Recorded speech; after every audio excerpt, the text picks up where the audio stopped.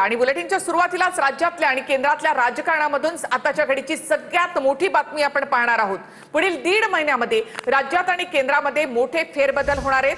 दिल्लीमधील या फेरबदलांचा राज्याच्या राजकारणावर मोठा परिणाम होणार आहे। आताची सगळ्यात मोठी बातमी, दिल्लीमधल्या सूत्रांनी TV9 मराठीला ही बातमी दिली आहे। मुख्यमंत्री फडणवीस आणि शिंदेंच्या दिल्ली दौरे वाढलेले आहेत आणि त्यामुळे या राज्यातील आणि केंद्रातील बदलांच्या माहितीला देखील बळ मिळतंय। महाराष्ट्राचे मुख्यमंत्री देवेंद्र फडणवीस आणि उपमुख्यमंत्री शिंदेंच्या दिल्ली वाऱ्या वाढल्यानं केंद्रात आणि राज्यात येत्या 1.5 महिन्यामध्ये मोठे फेरबदल होणार असल्याची माहिती TV9 मराठीला सूत्रांनी दिली आहे। 20 जुलैपासून दिल्लीमध्ये संसदेचं पावसाळी अधिवेशन सुरू होतंय। या अधिवेशनाच्या नंतर केंद्रीय मंत्रिमंडळात मोठे फेरबदल होणार असल्याची माहिती सूत्रांकडून मिळतेय। केंद्रात होणाऱ्या या फेरबदलांचा मोठा परिणाम महाराष्ट्राच्या राजकारणावर होणार असल्याची माहिती आहे। महाराष्ट्राचे उपमुख्यमंत्री एकनाथ शिंदे हे सतत दिल्लीमध्ये असण्यामागे हेच फेरबदल असल्याची माहिती सूत्रांकडून मिळतेय। एकनाथ शिंदे दिल्लीमध्ये असतानाच मुख्यमंत्री देवेंद्र फडणवीस यांची केंद्रीय मंत्रिमंडळात वर्णी लागणार असल्याच्या चर्चांनी राज्याच्या राजकारणात जोर धरलाय।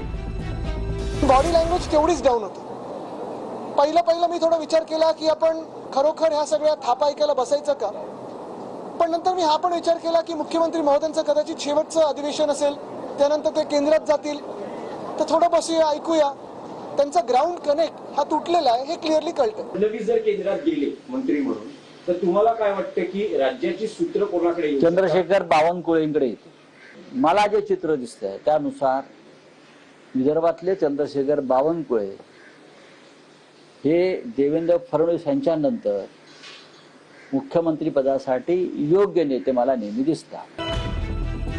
मात्र फडणवीसांच्या दिल्लीमध्ये जाण्याच्या चर्चांची स्वतः मुख्यमंत्री फडणवीसांनी खिल्ली उडवली आहे।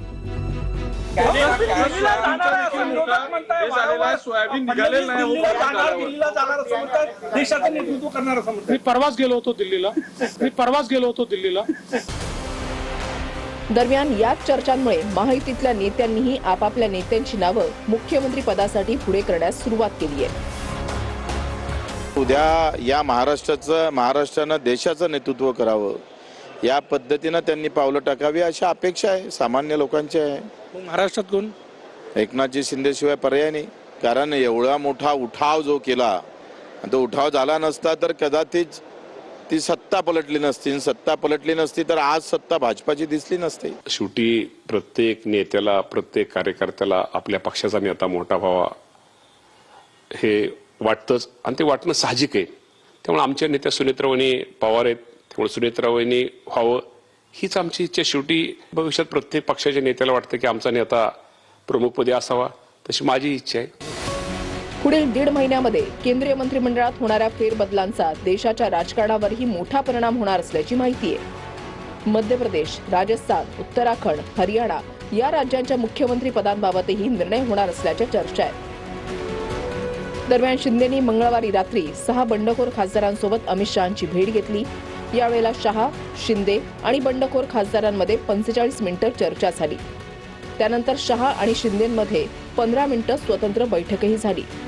या भेटीनंतर शिंदेंनी दिल्लीमध्ये पत्रकार परिषद घेत मुख्यमंत्री पदाच्या प्रश्नावर मिश्किल टिप्पणी केली आहे। तुम्हाला मुख्यमंत्री व्हावं अशी त्या सगळ्यांची इच्छा, तुम्ही मुख्यमंत्री व्हावं।